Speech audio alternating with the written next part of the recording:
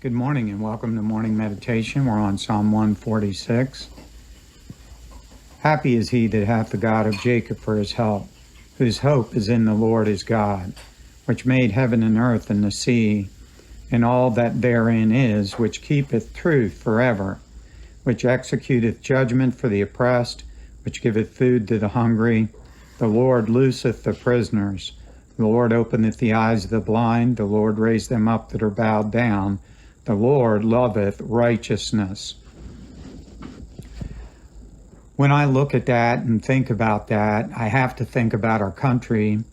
There was a day when the Lord was loved in this country and righteousness was exalted, but that day has long passed. But Christian, I want to say to you and I individually, that day should never pass. Our hope ought to always be in the Lord.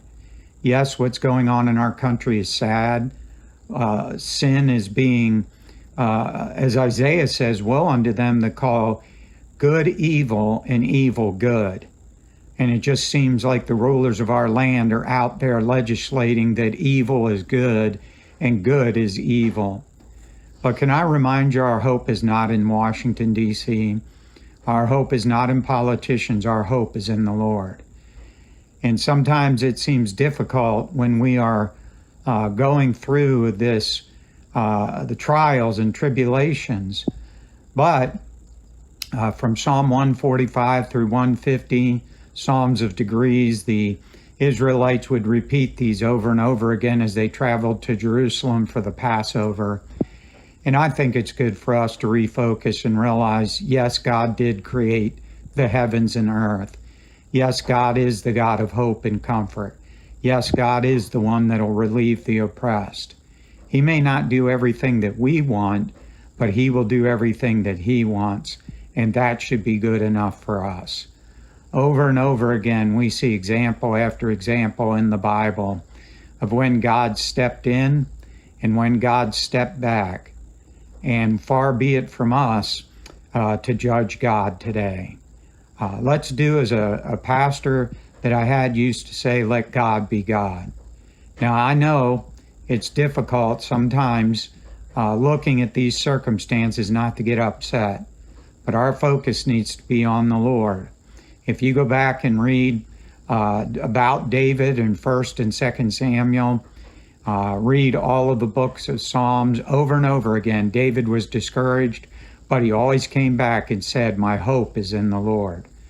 Do yourself a big favor. Go through the book of Psalms, highlight every verse that has to do about hope, write those verses down, memorize them. I believe that God's not finished with America yet.